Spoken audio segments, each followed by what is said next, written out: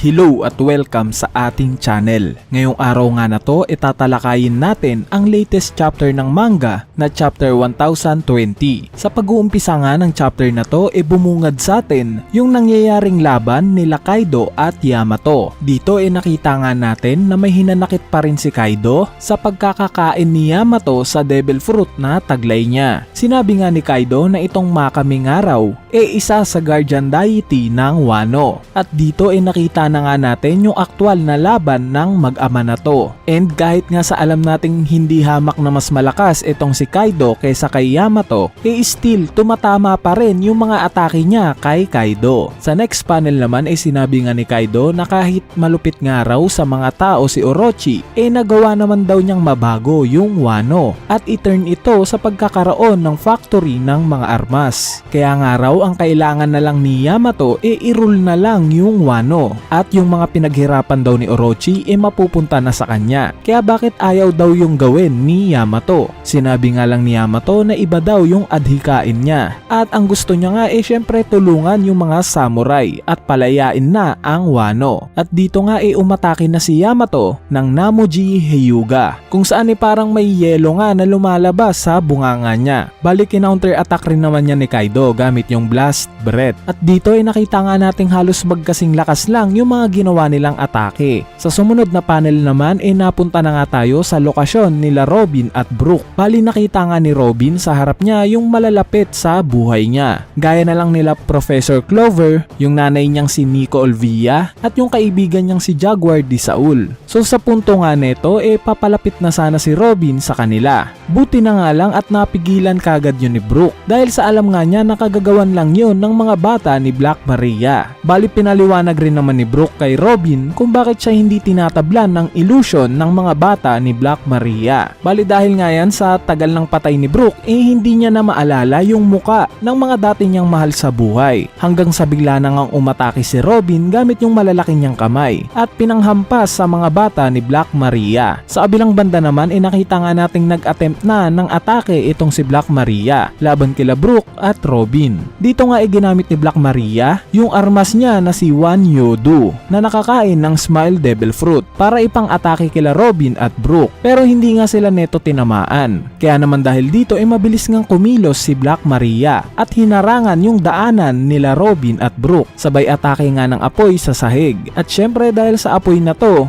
napilitan si Robin na gamitin yung Devil Fruit niya para lumambitin. At dito nga biglang may naisip na ideya si Brook. Naisip nga niya na ang source of power ni Black Maria yung sandata niya. It means kung mawawala yung sandata ni Black Maria hindi na rin niya makakayang makagawa pa ng apoy. Kaya naman biglang ang ginamit ni Brook yung Devil Fruit powers niya para mahiwalay siya sa katawan niya. At yung kaluluwang Brook nga direktang inatake si Wan Doyu gamit yung Cold Soul. At dito makikita nga nating mukhang napuruhan ni Brook si Wan Doyu. At dahil nga sa nag-aapoy pa rin yung sahig gumamit naman si Brook ng Ice Burn para tuluyan ng maapula yung apoy sa paligid nila. Sa next panel naman tuloy pa nga rin sa pagdaldal itong si Black Maria. Sinabi nga niya kay Robin na isa si Robin sa pinakasikat sa buong mundo o isa siya sa talagang hinahunting ng marami since alam naman nating siya na lang ang natitirang buhay na kayang makabasa ng mga poneglyphs, diba? Kaya bakit daw parang ang hina ni Robin? At in fact pinamukha pa nga talaga ni Black Maria na mahina si Robin since ang bilis nga lang daw niyang mabitag. At dagdag pa nga ni Black Maria na si Sanji daw yung ikalawang may pinakamataas na bounty sa Straw Hat Pirates. Pero bakit daw kay Robin pa siya nang hingi ng tulong na parang bata? Sinabi nga lang ni Robin na hindi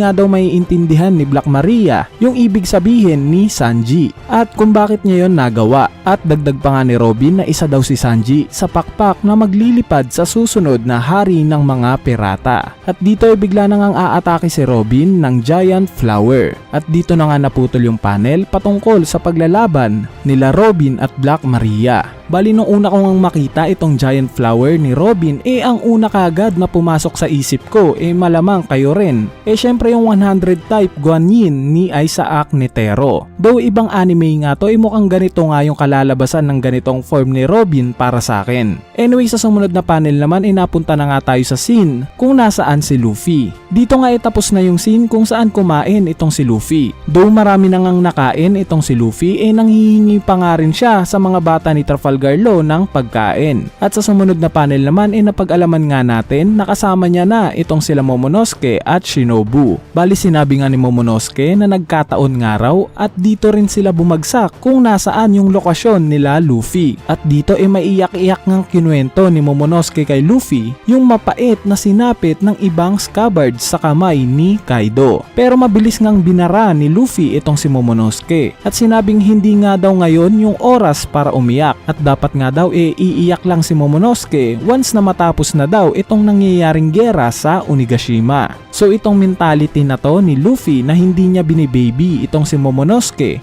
ang naaalala ko naman dito syempre yung pagpapalaki ni Garp sa mga apo niya. Kumbaga para sa akin na-adapt ni Luffy yung ganito kay Garp. Anyway, sa bandang malayo nga makikita natin itong si Caribou na pinagmamasdan lang sila Luffy. Nagtataka nga si Caribou kung paano napadpad si Luffy sa ibaba ng Onigashima, since ang alam nga niya patuloy pa ring lumalaban si Luffy kay Kaido. At hanggang sa niisip nga ni Caribou na dapat daw na manalo si Luffy kay Kaido. Dahil kung hindi nga raw baka hindi na daw siya makaalis pa ng Wano. At sa huling panel nga ng chapter na to inutos ni Luffy kay Momonosuke na babalik sila ng Onigashima, kung saan kailangan nga daw mag-transform ni Momonosuke into dragon. At dito na nga nagtapos itong chapter 1020. Bali ngayon i-analyze naman natin yung mga pangyayari sa chapter na to. Unahin na natin syempre yung naging laban nila Kaido at Yamato. Sa part nga ng isang panel kung saan nag-clash itong mga atake nila Kaido at Yamato, it seems like magkaiba nga yung property ng mga atake nila. So I assume itong atake na ginawa ni Yamato maybe beam or yellow to. Dahil alam naman nating lahat na yung blast breath ni Kaido may pagkaapoy, diba? So possible na yellow itong pinang-atake ni Yamato or ibang elemento. Sa part naman ng pagsasabi ni Kaido o yung pagpilit niya kay Yamato na mamuno dito sa Wano,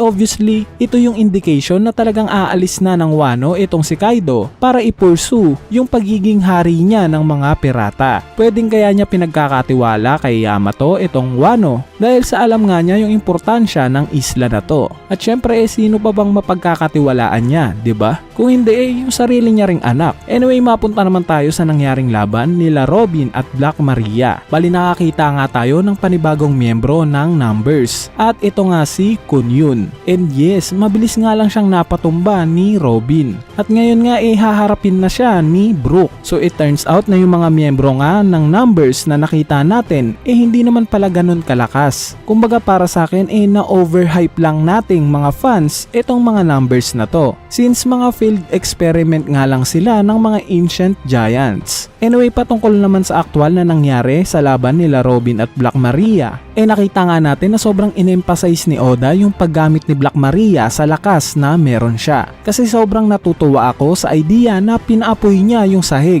And dahil nga sa may pagka-Spider-Man siya, nanatili lang siya sa ceiling. Though maliit na bagay nga lang yan, nakakatuwa pa rin yan para sa akin. Sa part naman ng pagbabanggit ni Robin na itong si Sanji nga daw yung isang pakpak ni Luffy na maglilipad sa kanya patungo sa pagiging hari ng mga pirata, obviously ang nasa isip ni Robin na yung isa pang bahagi ng pakpak na tinutukoy niya si Zoro. Yes guys, dahil nga sa tagal nga ng pagsasama ng buong Straw Hat Pirates, alam na ni Robin yung halaga ng bawat isa sa kanila. Kaya I'm sure nung time na sinabi ni Robin yung patungkol kay Sanji, nararamdaman at naiintindihan niya yung mga sacrifices at pinagdaanan ni Sanji. Bali sa part naman ng pagbabanggit ni Black Maria na si Sanji nga raw ang ikalawa sa may pinakamataas na bounty sa Straw Hat Pirates, I'm sure na hindi niya pa alam na miyembro nga rin ng Straw Hat Pirates si Jinbei. Since in reality nga si Jinbei naman talaga yung ikalawang may pinakamataas na bounty sa Straw Hat Pirates. Anyway, patungkol naman sa ipinakitang lakas ni Robin na probably malalaman na natin next chapter, gaya nyo nga isa rin ako sa mga excited na makita kung ano pa ba yung kayang mailabas ni Robin pagdating sa laban. Since parang ito nga yung kauna-unahang one-on-one ni Robin pagtapos ng time skip na talagang magiging seryoso siya siya sa laban. At talaga nga namang malakas rin yung makakalaban niya. So sa part naman ng scene nila Luffy nakita nga natin yung intensyon ni Luffy na lumaban kagad kay Kaido. Though kitang kita nga natin sa mukha niya na hindi pa siya fully recover. Marahil nagtataka kayo kung bakit kailangan pa ni Luffy na utusan si Momonosuke na mag-transform into dragon at ihatid siya sa Onigashima. Pwede namang mag-transform na lang si Luffy ng Bounceman at simple lumipad na lang sa sarili niyang paraan, 'di ba? Bali tingin ko bukod nga sa pagre-reserve ng stamina para sa laban ulit nila ni Kaido, tingin ko binuboost niya rin yung confidence ni Momonosuke. Nang sa ganun nga naman makita siya ng mga samurai na lumalaban pa ngayon sa Onigashima. Na okay pa siya at talagang bilang leader, wala siyang takot na susugod kay Kaido. Kumbaga pang boost ng moral para sa puwersa nila. Sa part naman ni Karibu, paniguradong may role siyang gagampanan sa nangyayaring gera sa Onigashima. Since hindi naman siya ibabalik ni Oda sa panel kung wala lang, 'di ba? Bali ang tanong nga lang kanino siya kakampi? Kakampi ba siya sa side ni Kaido para sa ninanais niyang kalayaan? O kakampi siya kila Luffy at maybe maging kabilang pa ng Straw Hat Grand Fleet sa hinaharap? Ano't ano pa man ang rason netong si Karibu, wala na tayong pakialam dito. Basta kumampi na lang siya sa kung saan niya gusto. De joke lang. Anyway, dito na nagtatapos itong chapter review natin patungkol dito sa chapter 1020. Bali next week nga raw ilalabas yung chapter 1021. Kaya stay tuned lang sa channel natin para updated kayo sa mga One Piece happenings. So yun lang. Peace!